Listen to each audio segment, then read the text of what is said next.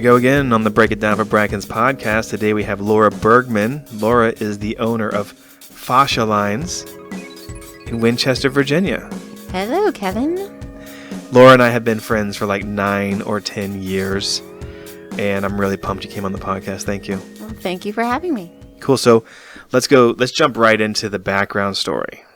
Let's go from athleticism at youth maybe, and then push forward. I'll let you take the lead from here.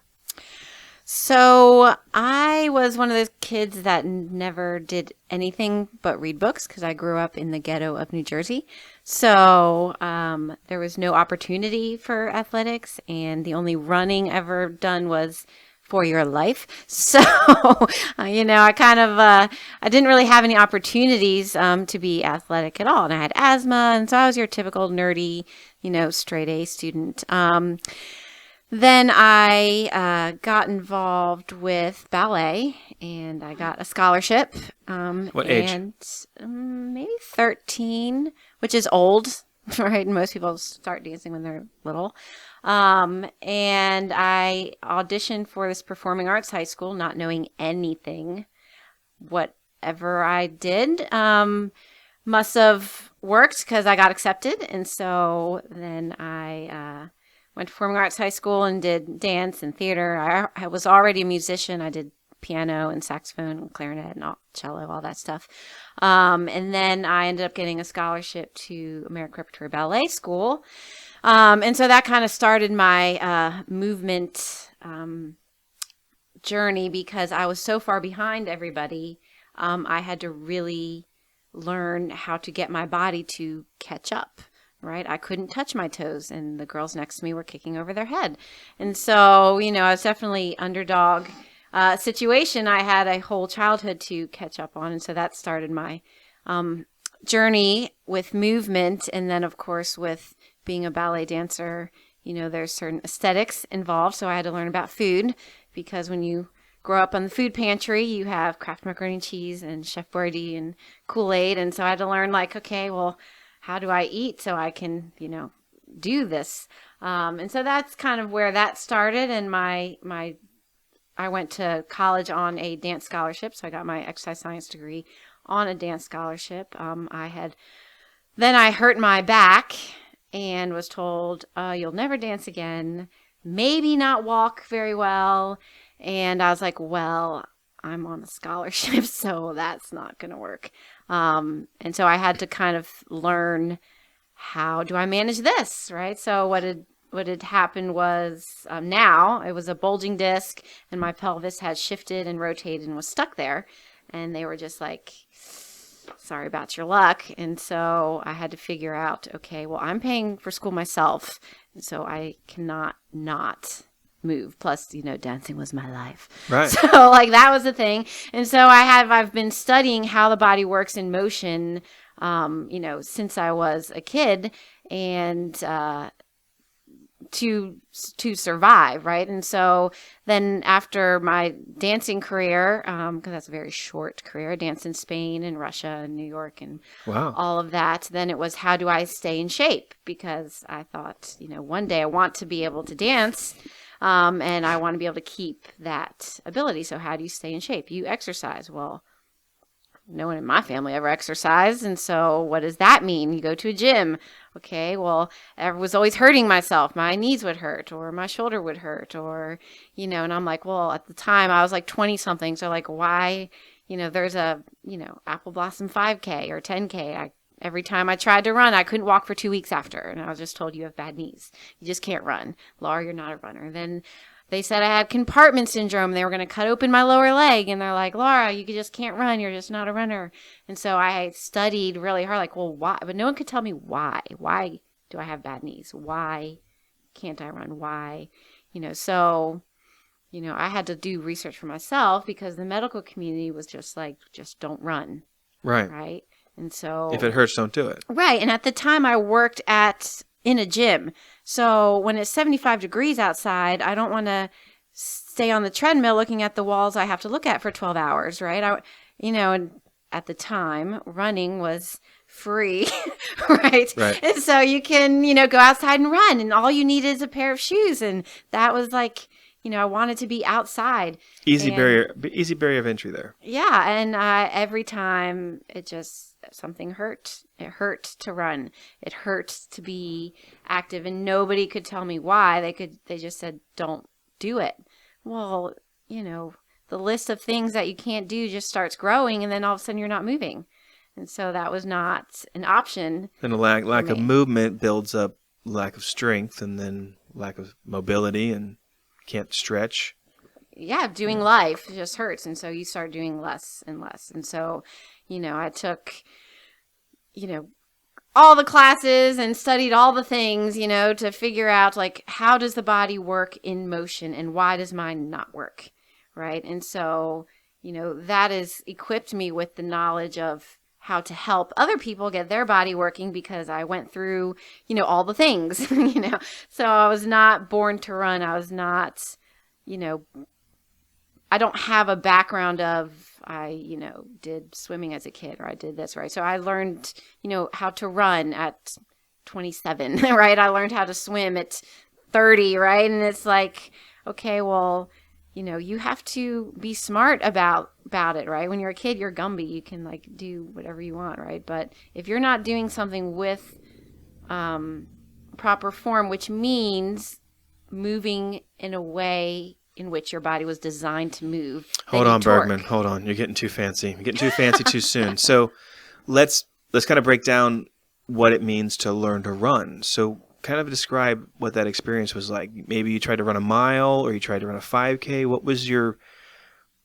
Let's inspire people that might be in the same predicament that you were in then. So what were some of the first steps?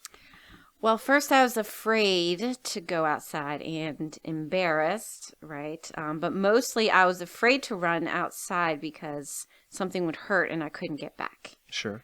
Also, I was not a runner, and when you have that in your head, those of you that are thinking that are like, yeah, that's me. I'm not a runner, right?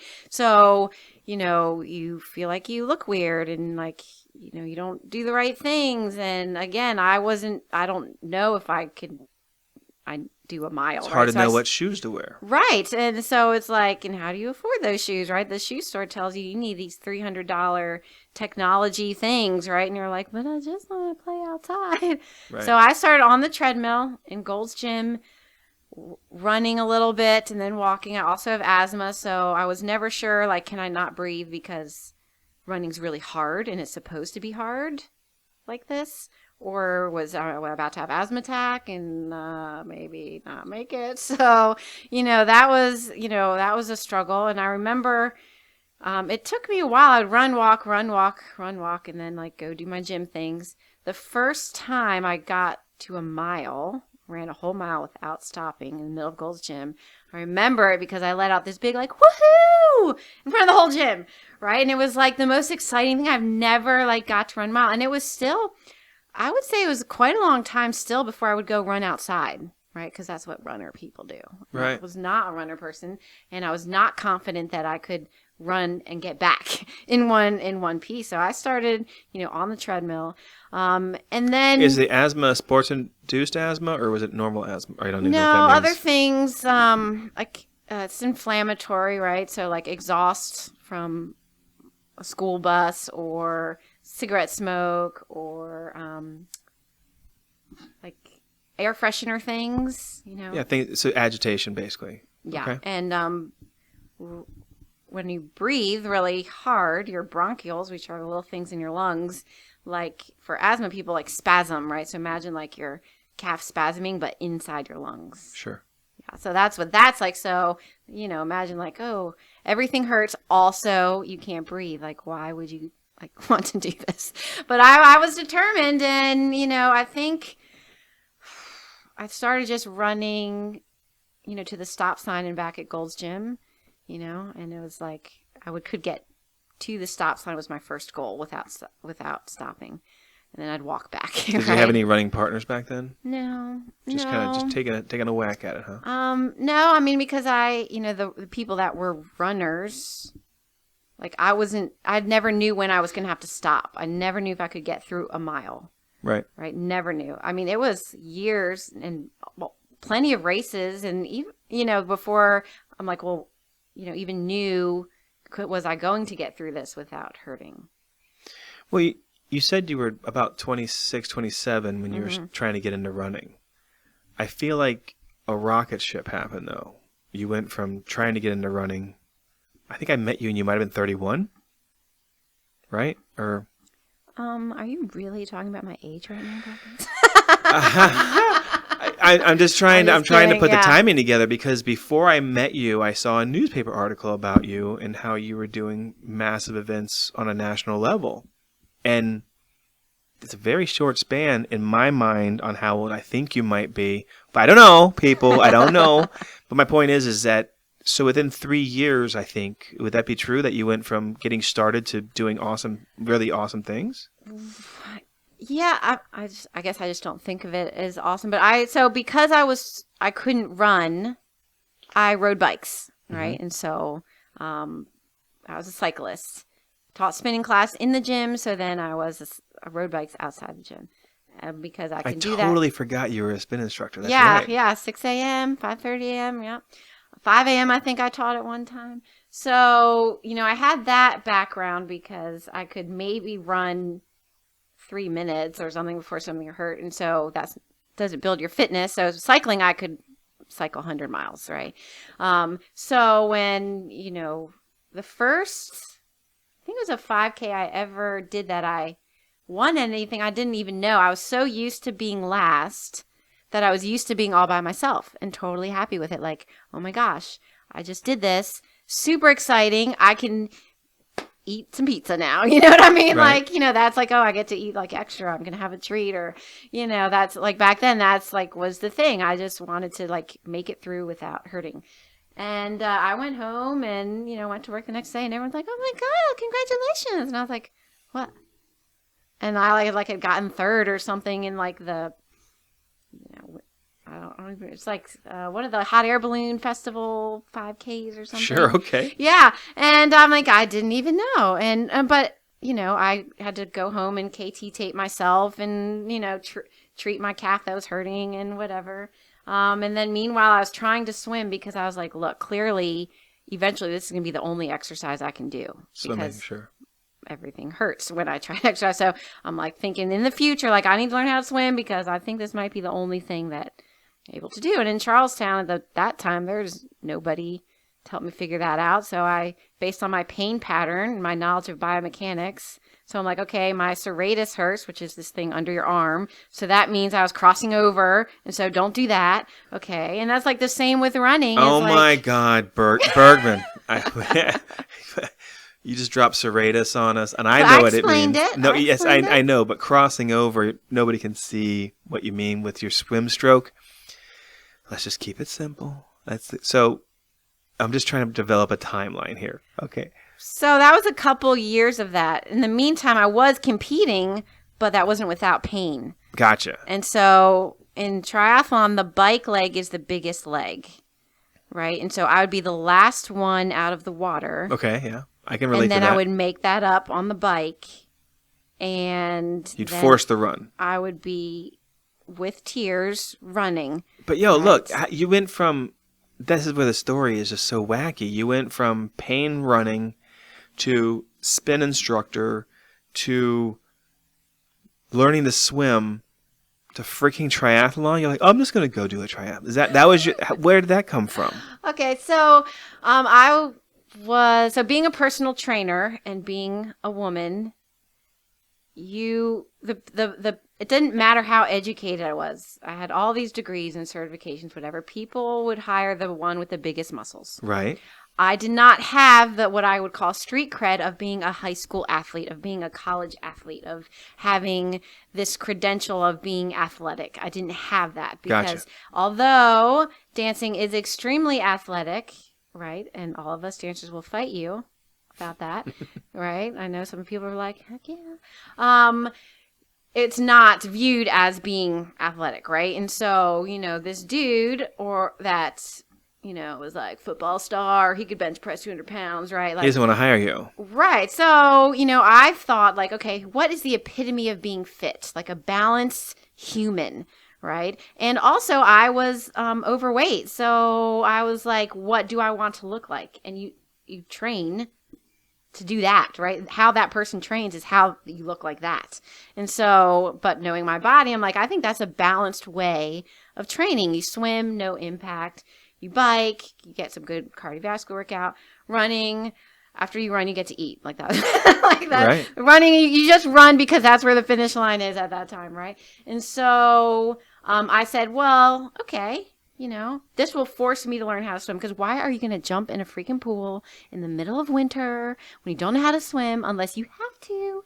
And I said I wanted to do it for years, but I never did. So now that it was probably one lonely New Year's Eve night, like, you know what? This is the year I'm going to learn to swim. The only way I would make myself learn to swim is to sign up for a race where, guess what? Oh, I had to swim. That's awesome. So I signed up for my triathlon, not being able to get to the other side of the pool.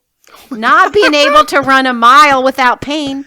My bike weighed 1,000 pounds. It was like $300 from, I don't know, maybe Walmart. I don't know. And it was like, okay. But my goal was never to do well or win or be an athlete. I just needed the credentials of like, see, I did a triathlon. Now I could coach you, or I can train you to do triathlon. So do 1 year. I thought, this is how naive I was. I thought, okay, I'll sign up for a sprint, and then Olympic, and then a half iron. That makes sense, right? So in 1 year. First year one, yeah, rock and roll. Right, because that's progression. That looks like solid progression to me. Like, okay, well, this much, and then like midsummer do the Olympic distance, and then by the end of the summer, yeah, totally like bust out half Ironman. Sure, why not? Yeah, because I bike Half 100 Iron. miles, so biking like 50, that's fine. And so. Jesus. And so, of course, that is a bad idea. No one ever try that ever. But that taps into That's how it started. It taps into grit, determination, and competitiveness. Like, you were not going to let. I mean, we kind of say it was about building street cred to be successful at your job, but to bite off all of those new disciplines that you weren't doing very well, and then that's a really great motivator, is to commit to a financial investment of doing a race. Mm-hmm. Biting off a half iron, I think, is quite gutsy, but you got through it. You got it done. That promotes your business, right? But let's talk about the competitiveness. So you're competing. I know you pretty well, so I know you're competing with yourself, and you're competing with the distance that you have to get done, and then you're competing with the scoreboard. So where does that fire come from? Have you ever thought about that? For me, it's, I know now, right, through years of reflection, that I hold myself back. My brain holds myself back. We won't go into how my childhood has fed that, but my inner monologue is always, you can't. Okay? So it is always about like, well, and I found out in a race situation that I do things I would never think I could do. Okay. Ever. Still to this day. And that feeds it. Still to this day, like, why do you sign for a race? You can run for free. Because in that race situation, another level comes out, right? I never knew I could do a 30-minute 5K. I never knew I could do a 24-minute 5K, right? And, I would, in training, and I struggle still in racing, I'll look at the time and I will slow down and say, you can't hold that. Right. You can't do that. Right. Right. And so, but in a race situation, like, you're not so much like in yourself, right? Because you're like, I just pick somebody in front of me and say, I'm going to catch that person. And then I pick somebody else and say, I'm going to try to catch that person. And, that's what I do. And then I've done it enough now to see like the results, like, what? If you had asked me, Laura, your life depends on answering, do you think you can do this? I would say no every time, right? And so, then it's like, well, oh my gosh, what else am I capable of, right? Like, if I could, now I can run 1 mile. Well, what if I run 2? What if I can run 3? Oh, well, I mean, gosh, you've got to freaking do KT tape and ultrasound and, massage and all that to get through 5K. How the heck are you ever going to do a 10K?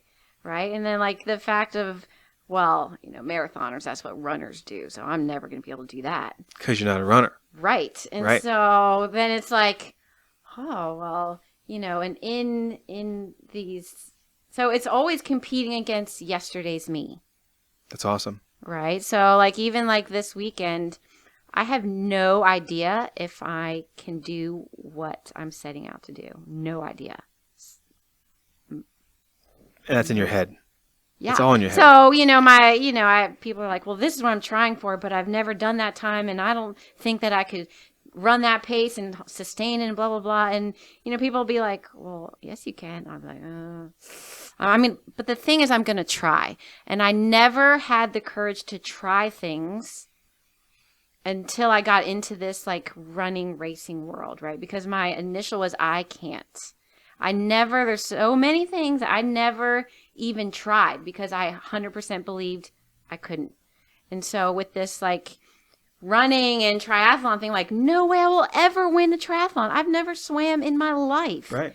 And then I'm packing up to go home and the race director's like, what are you doing? I was like, oh, I'm going home. I get to eat some breakfast. Well, there's an award ceremony. Oh, I know. I should cheer for people, but I got to go. No, you won.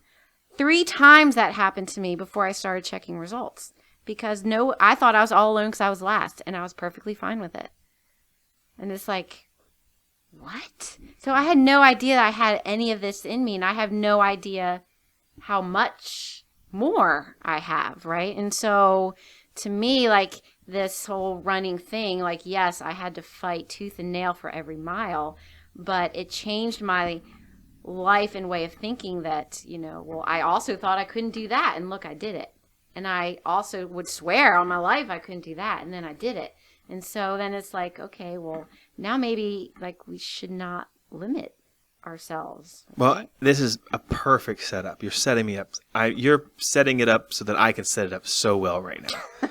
So we're going to pivot that into how and why you started your own business. But to finally create some credibility, at what age did you try to start running competitively? Just give me, or no, what year? Just give me a year. I do not. 09? Maybe 09. Yeah, 08, 09? Right, because to my surprise, I qualified for Triathlon Nationals. In 09? The first year you started running? Duathlon, right? So duathlon, right.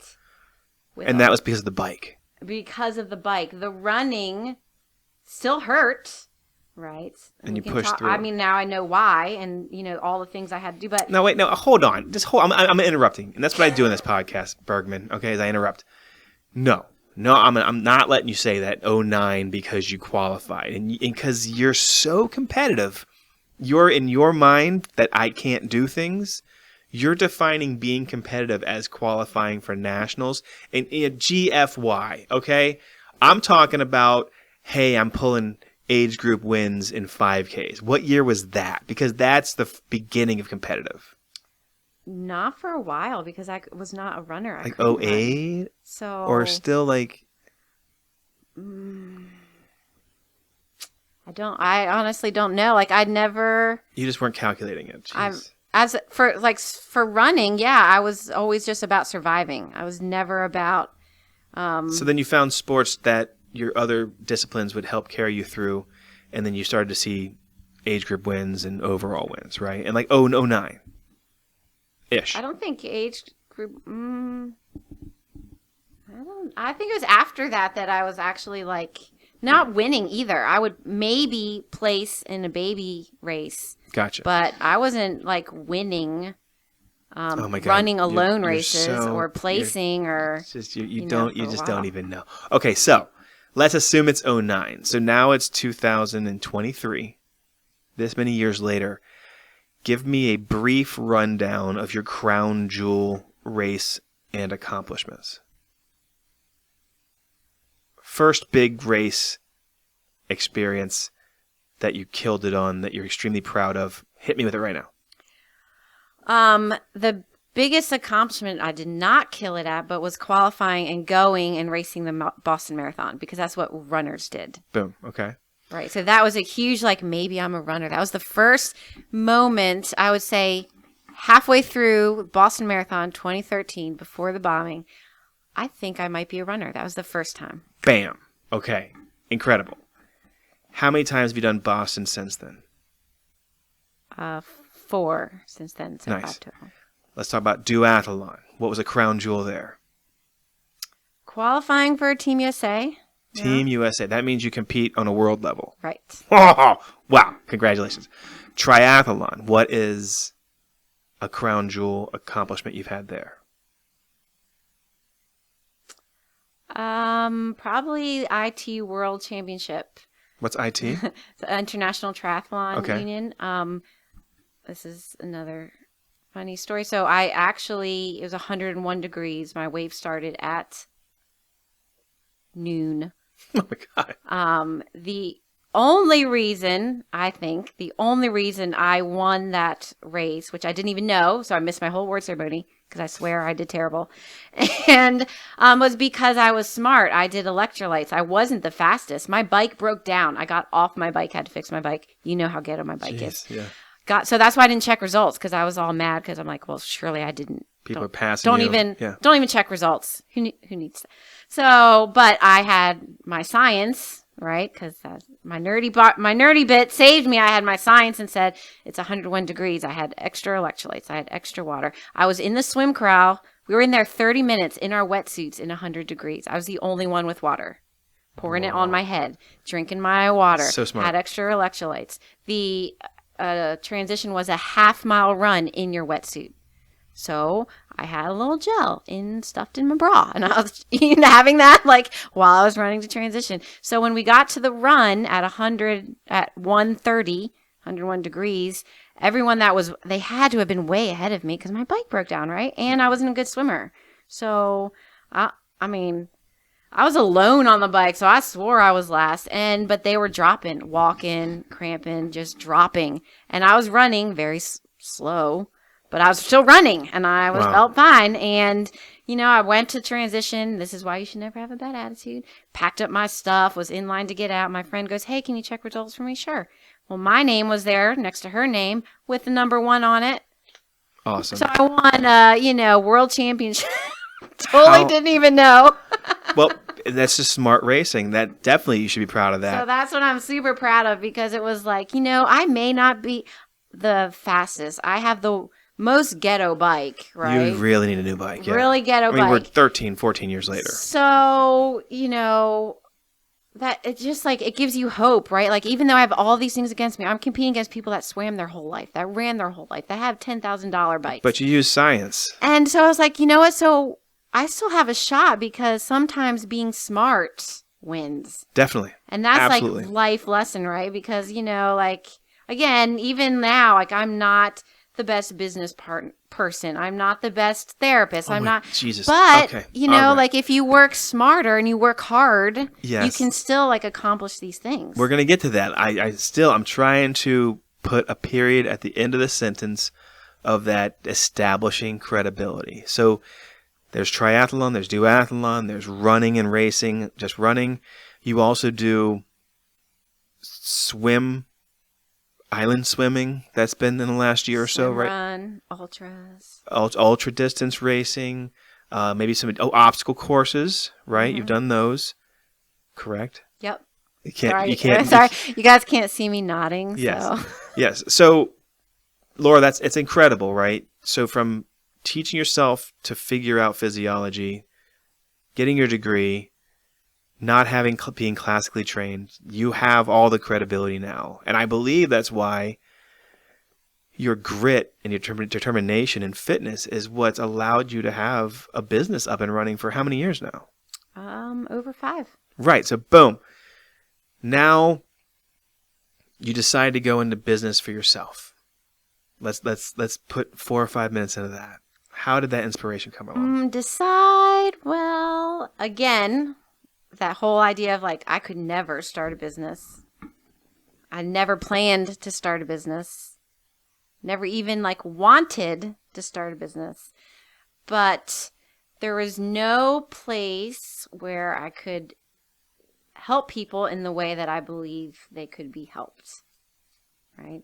And so the place that I thought that had that idea of how people can be helped with their musculoskeletal issues was not a good environment and was not in my opinion, like a scientifically sound place. And one day I was You know what? I think I know. forced to Yes. to open a business, right? And Right. So there was a practitioner regionally that was offering things that you think athletes needed, and it wasn't ideal, right? Is right. that's the best way to put it without dropping concepts, names, or Mm-hmm. business names and stuff like Right. that. And your step was to approach helping people with musculoskeletal issues was through using the art of massage. Yes. Perfect. I just, guys, I just glazed over name dropping on this. So, boom, Bergman. Yeah. Let's talk about getting into massage. So, because 9 a.m. I had a job, 10 a.m. I didn't. By 5 p.m., Fascia Lines was born. I started like, okay, so now I have a dining room. And so I had a table. And so I made my little room in my apartment, my first like little business place. And I said, okay, so. Well, hold on. You're glazing over, I think, like a year of training or 6 or 7 months of massage training. Yeah, I forgot. Like legitimate, you went to a school. I was one of her first patients. And like I'm a hairy dude. I remember it's so funny because she was, I don't know how school goes, but they got to work on people. And I volunteered for free massages because, yo, that's slick, getting free massages. But I was like, I feel like you're pulling my hair. And she was like, oh, yeah, I guess you need some more lotion or whatever. Yeah, Kevin was my first very hairy person. I'm like, oh, noted. Yeah. Noted on that. So personally, I got to watch how you went from being a kind of an amateur massage therapist to way more skilled as you were graduating. And then I got to watch how you kind of opened your business and began to sculpt the kind of massage therapy you do. So, it's scary opening a business. You don't know if you have enough money. You don't know how you're going to market it, but you killed it. So, what do you think were some of the successes that you found early that allowed you to open the business and have it grow? What's different about my approach is I look at address the underlying causes, right? So pain is a symptom, and that's normally not where the issue is. So when you think fascially, which fascia is the matrix that is in and around and a part of everything. So it binds every system to every other system, right? So when you think of the body as a whole piece, where one thing, if something happens to one piece, it's going to affect the other piece. Then, is it fair to envision rubber bands or bungee cords? Is that sort of like when one thing's tight and another thing loosens? And right, kind of like stirrups, right? So you're constantly, what I do is try to balance the stirrups, right? So, if your shoulder is forward, the back of your shoulder is going to hurt. Your neck is going to hurt.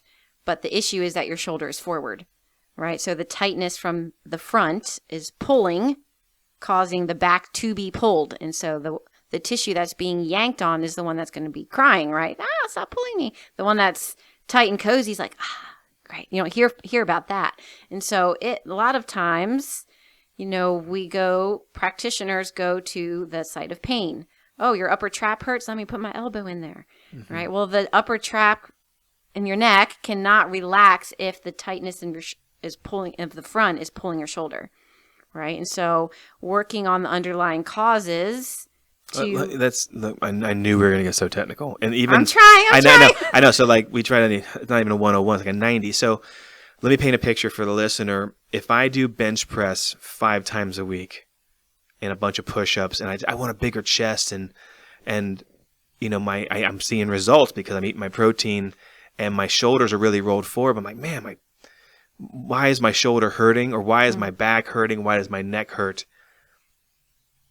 That's kind of an example, right? Someone who does too much, because then coupled with holding a steering wheel, typing on a computer, that wear and tear over years of improper movement. Mm-hmm. I got to paint this picture, right, Bergman? So I would come to you with, if I do bench press too much and I'm just trying to build the sexy muscles only, what's the pain I'm going to feel? You'll probably feel pain like in your upper back, neck area. Okay. When you go to lift your arm overhead, you'll probably feel like a pinching at the top of your shoulder, some impingement. You might also start feeling like elbow pain. Oh, I got tennis elbow or golfer's elbow. Because that joint, because of the imbalances, right, doing a lot of the front without strengthening the back, is called, now your joint is not tracking properly, and every joint attached to that joint is not tracking properly. And so then it becomes this issue, and then that issue, and then another issue, and it goes through your whole body, what we like to call the kinetic chain, because everything is attached to everything. So if you only work on one part, then the other parts that are still tight are going to gradually pull that part back into the position that was causing you pain. All right, then for the sake of example, let's assume that's what I've been doing, and my shoulders are rolled forward, my chest is super tight from all the lifting that I've done. I do have pain in my elbow and maybe in my shoulder, and I can't get my arm over the head the way I want to. How would you approach it with fascia lines? So at Fascia Lines, first I would look at how you're moving your body as a whole, right? So there's no shoes. I look at how you sit down to take off your shoes. I look at how you get up, right, when you don't know that I'm watching you. I talk to you about your day and what brings you in, and look at how you're shifting, how you're standing, how you're holding your shoulder, how are you holding your head. I'm looking at all this while you're telling me about your puppy dog and, whatnot, because these are the things that you're doing repetitively 1,000,000 times a day, every day for X amount of years, right? So that is a piece of the puzzle.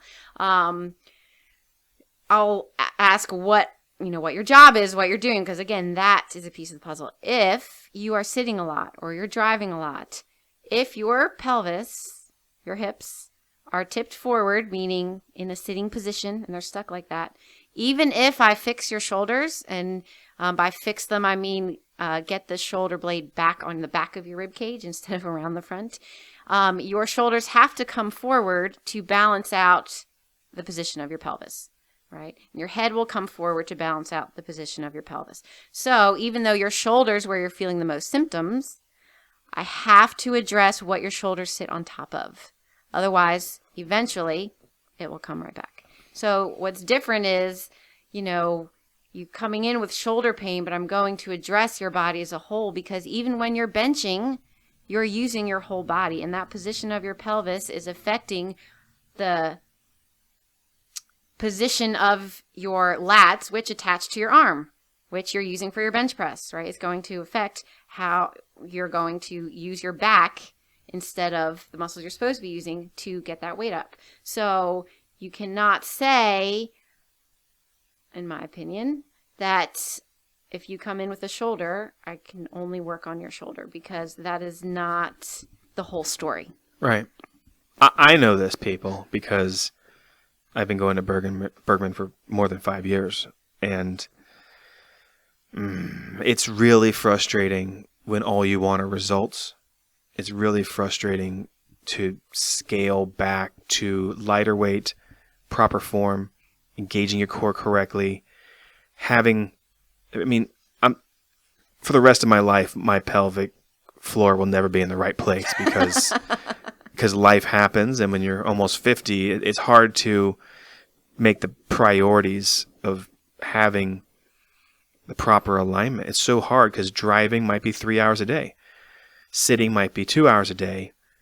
Walking the dog in improper shoes, Nike Airs or something like that, with a big heel over and over and over again will mess with you. And then it's decades of wrong movement, but here you are expecting yourself to run a half marathon, forget running it fast, but just trying to survive it with the absolute wrong body mechanics. And having a coach or a massage therapist like Bergman is a cheat code compared to normal people. It really is. She's able to look at you when you're just standing, and she can say, "Oh, one hip's higher than the other. You don't even know it, but Bergman can see it." Or my shoulders are rolled forward, or my neck is tired and my chin is out. What is that? I didn't even know I had the wrong engagement in my neck, which is probably my shoulder blades. And what's great about going to Fascia Lines is that it takes multiple sessions, of course, but she's has a knack for identifying the improper movements. And then what's really great is over the years, she's become very efficient at correcting them quickly. But let's tie this into how regular life will screw up even what you're correcting. Right. So, we do the tissue work, and I release what is tight, and I give you exercises to strengthen what is weak. You have to do them. Right. You have to do them, so that's part of it. But, daily life is, full of imbalances. You're always opening the door with your right hand. You're always driving with your right leg. You're going to get your coffee cup with your shoulder hiked up, right? So, we have to look at how you're doing all those things. I had a lady that had years of hip pain and went to doctors, and films were fine, and nobody could figure out what was wrong with her hip. Well, every weekend she was a valet, so she parked cars. So what was she doing with her left hip? Swinging it out of a car. How many times a night, right? Multiple times a night. So, okay, well, we change how you're doing that to utilize muscle groups that are designed to handle, such work, and, check out, well, okay, if you do it this way, then that muscle isn't going to hurt. And then she doesn't have hip pain, right? So it's not just a matter of, working the hardware, which is the body, right? The tissue and the exercises. It's about reprogramming the software so that, bringing awareness to how are you moving in life. So when you come to me and things are tight, your body learns to move with that tightness, and it compensates.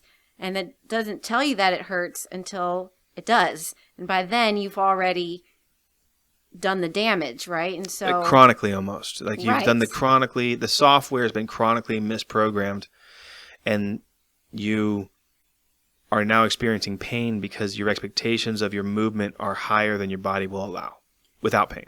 Right. So you have to reprogram how you get up and down out of a chair. Yep. You cannot do it with your knees collapsing in and using your arms and alley-ooping your way up, right? You've got to, okay, that might mean now you have to think about what are your feet doing when you go to get up out of a chair. Because if your big toe's flying up, you're going to use your back.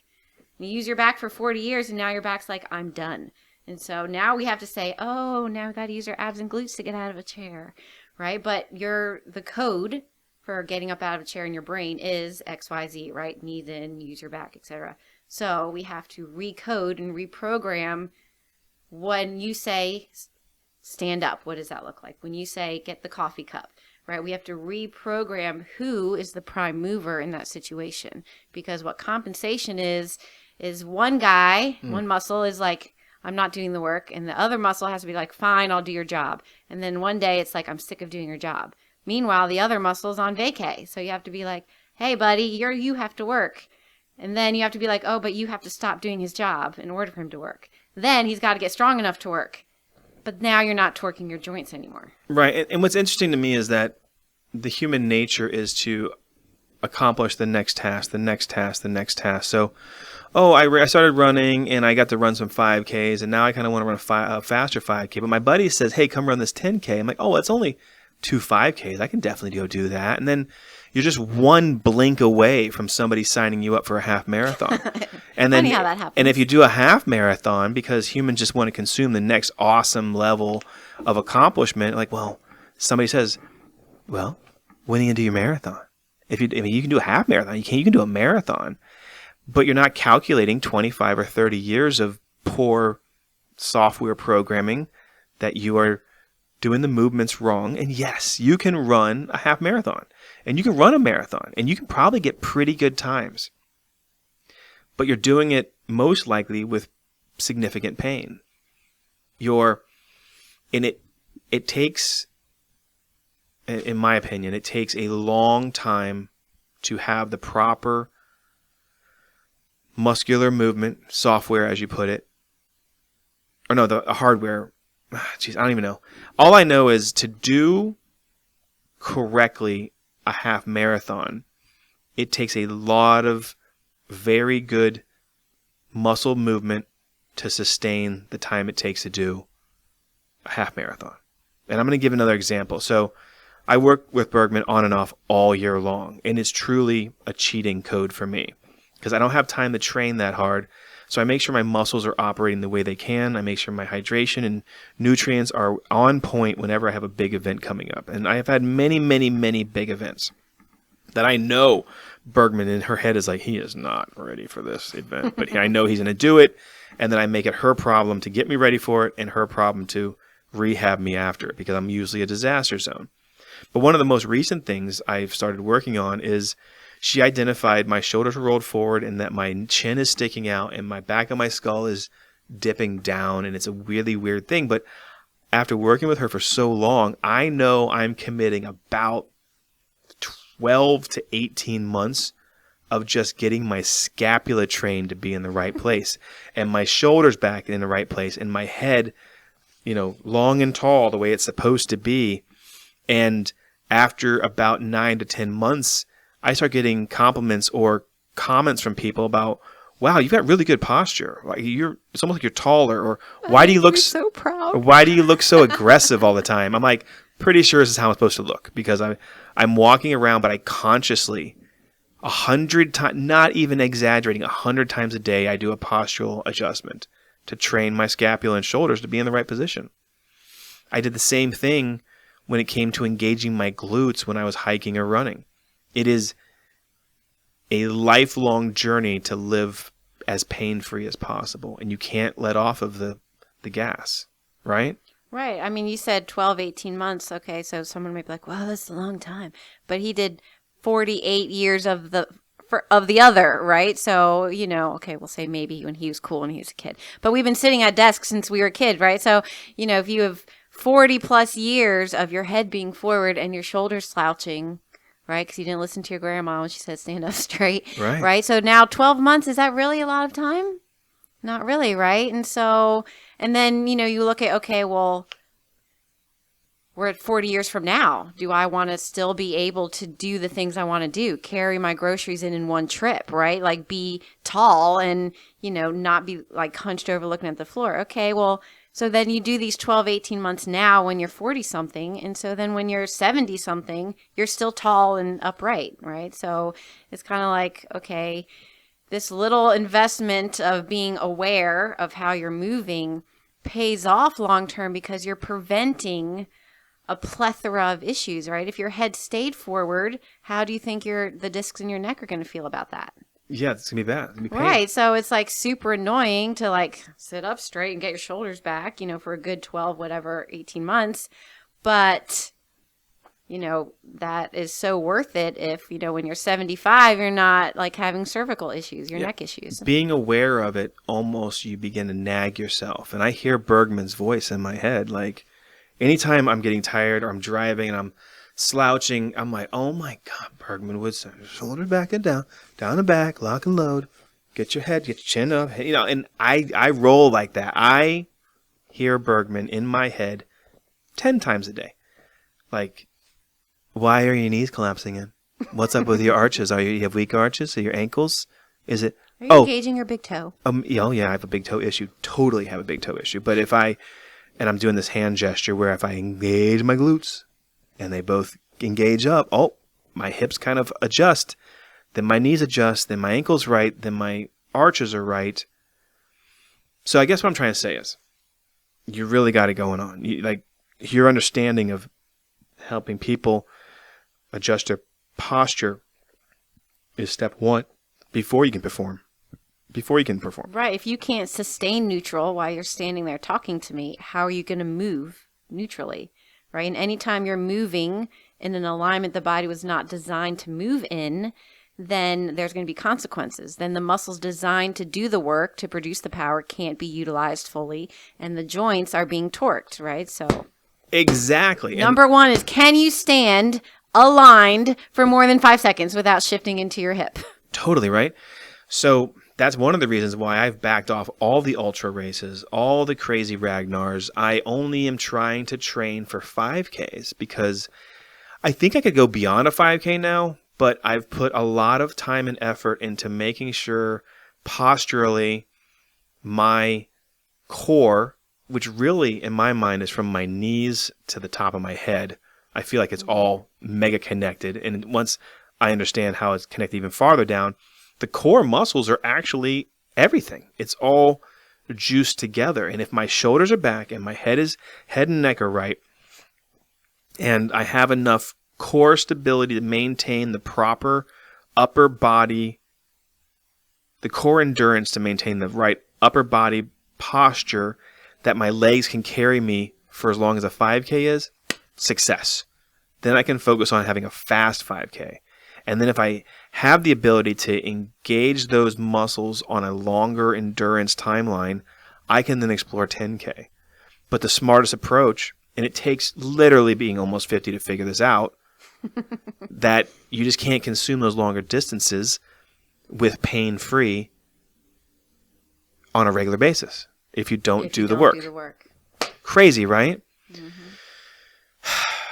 I love it. So thank you, Bergman. For being my racing spirit animal, because I like to race you and I can keep up with you for about the first 10% of a race, but I'm always like reaching into you from a distance and I'm using your energy to pull me and make me faster when we get to race together.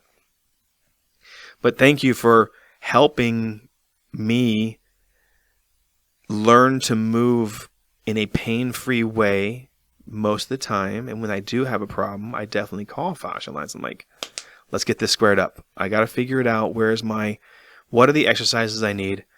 What is the discipline I need to live as fluidly as possible to perform?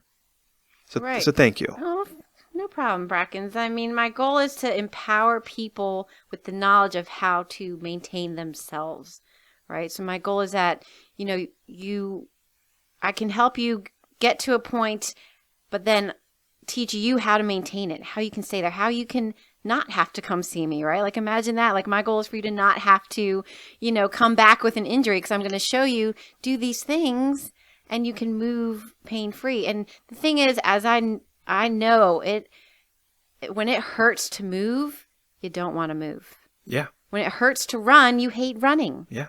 Right? And so my goal is to help people find the joy in movement again. Let's back it up a few steps. How about just walking up steps? When it hurts to walk up steps, you don't want to have to walk up steps. My dad, he hates getting in and out of cars. He's older and it's 70 years of just not the right movement or not necessarily taking care of yourself. But if you're 50 and you're overweight and you're having a hard time moving, you got to get it under control because it's the only it's so cliche. It's the only body you get. You got to keep it moving right. Movement is medicine. I mean, that when I was just thinking of like, what can I do with my life to make the biggest difference? Now, this is me with no resources, right? I have no resources, no money. Well, how can I make a difference in the world?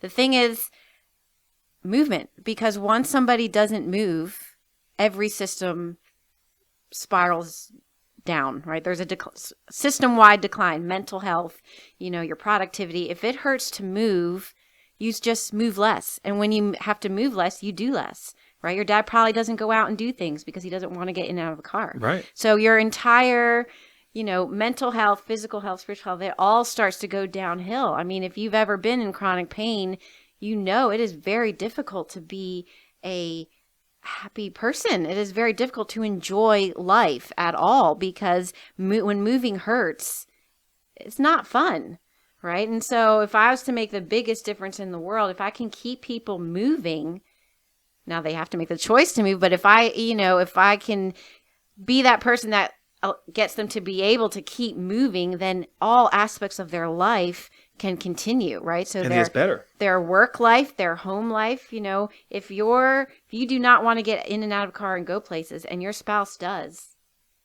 that's an issue. Yeah. Right? And it's all because it hurts to do that movement, right? So how many aspects of his life or anyone's life would that touch being able to get in and out of the car? Well, we all know people that struggle walking. Right. It's decades of doing it wrong. We know people who struggle with steps. We know people, and they're not necessarily old people. They're people in the whatever ages. But my point is you see people who have to walk with a cane. Possibly need a cane. It's also possible they just have the wrong movement happening. So this ties me up to one of the last topics I want to talk about is who are the next kind of clients that you're trying to work with? I know you're studying to get your PhD, correct? Yes. Right. Talk about some of the groundbreaking stuff that you're helping research, or just guide me down that path. You know where I'm going with this. So right now, I work with all kinds of people, 4-year-olds to 84-year-olds, right? And we're working on, either doing just movement to get through life, or I have some professional athletes, right? But a very neglected population is, post-surgical. Okay, so after you get through your initial, post-surgical 8 sessions of PT, the scarring that happens, accumulates and causes this gradual tightness throughout your whole body. Because remember, we talked about your whole body being connected. And this tightening can occur up to 7 years after surgery. So you're gradually losing mobility and losing function. So right now I'm focusing on female surgeries because they're very neglected, like post mastectomies, right? So you have breast cancer surgery and you go through your initial post-surgical, you can, wave hello, move your arm. But the issues that develop after 1 to 7 years is what's documented so far, are debilitating. So if your scar tissue means everything is glued together, so now your shoulder girdle cannot move, right? So your shoulder blade can't slide and glide up and down your rib cage. Your rib cage can't move. Hold on. So this is what I'm envisioning. So if I have scar tissue all across my chest, right?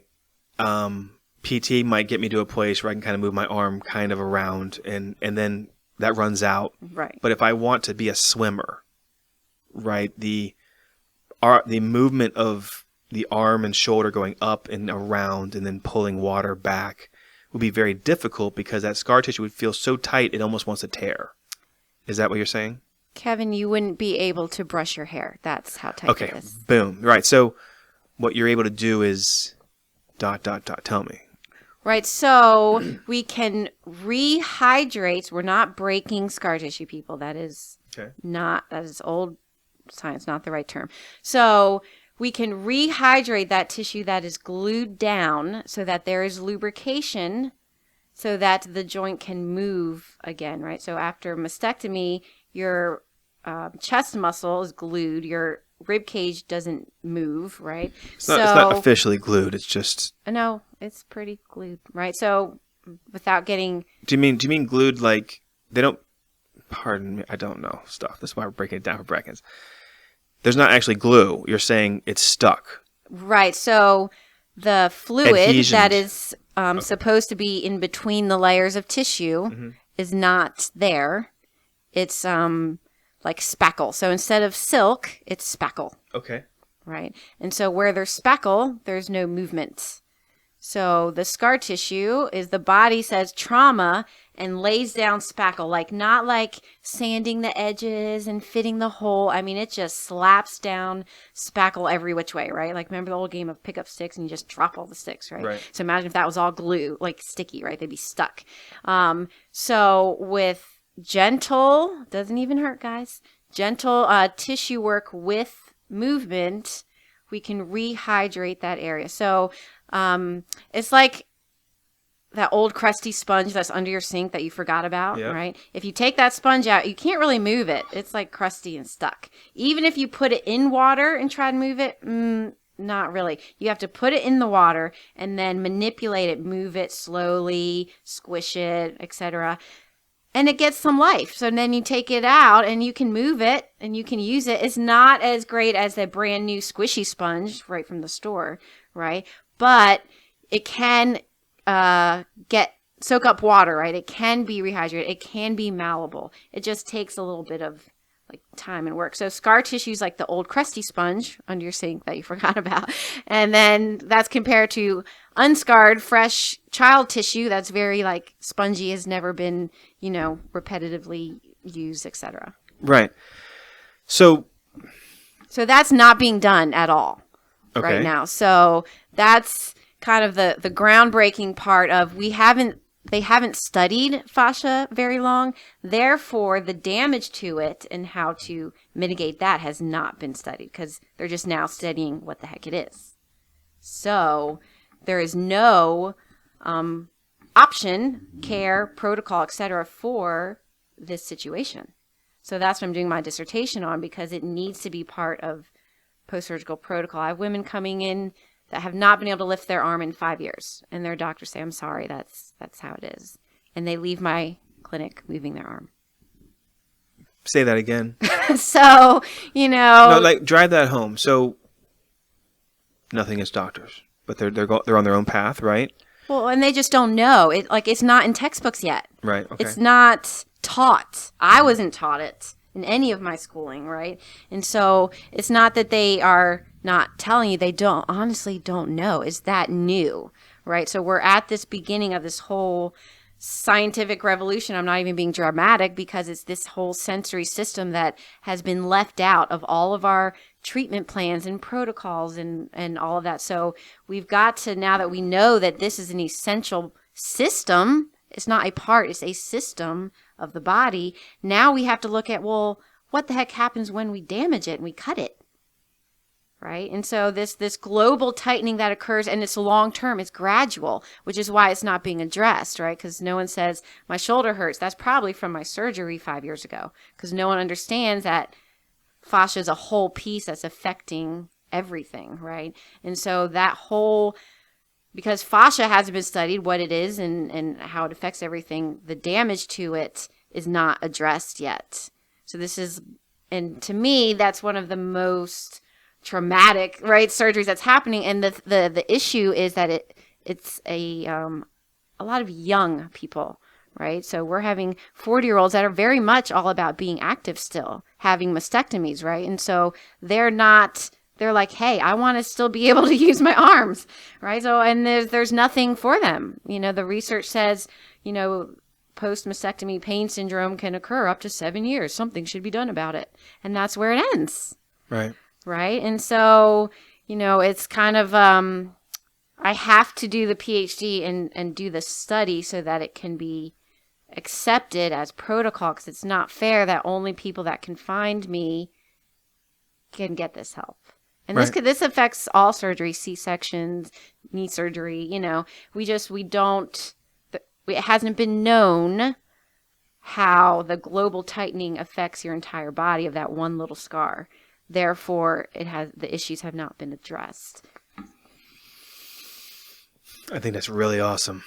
I'm really impressed by that. I think that is such a great path. I've seen when I go into Laura's practice, because again, I make my body movement Laura's problem. I'm like, Laura, I am running a 50K in about 2 months, and I don't have time to train it. So I pay Laura to get my body as optimal. And I want to use the word fluid. Like everything's flowing perfectly. Like she'll make it so my body can literally survive a 50K. I'm not kidding, people, with zero training. Very irresponsible. Not recommended. Yeah, very irresponsible, but I would not have been able to finish it without her prehab. And then I go to her for rehab to fix all my terrible muscles after an untrained 50K. Additionally, I see all kinds of different characters that come and go in your practice, and I'm amazed that it can be a high school volleyball player, and it can be somebody in their 80s maybe who is doing whatever. I've had her work on my neck because things just don't feel right, and she increases the mobility in my neck so that when I look left or right, it's not even a joke, I can see behind me. My range of motion and my range of eyesight increase because my neck can now rotate the way it's freaking supposed to. It's so annoying that our lives bust up our body that much. But what's great is that Laura Bergman with Fascia Lines is fixing people and it's really wonderful. I hope you're able to digest the amount of people you're helping. Well, I mean, I appreciate you saying all of your nice things. To me, it just makes sense, right? Like if your neck can move, then when you turn to look out the door, you're not using your back. So now you're not going to have a back injury. It that's sounds cool. so simple. Sounds so simple. So if somebody, I mean, listen, people, she's very booked up and she's very popular. And I know she has help now, and I'm sure she's looking for more help. If you're really into fascia, you should get a hold of Laura and send her an email or a phone call and say, I'm really into fascia. I want to learn more. I guarantee she's probably hiring. And then I know she probably would be too scared to say that she is, but I bet she is. I know business.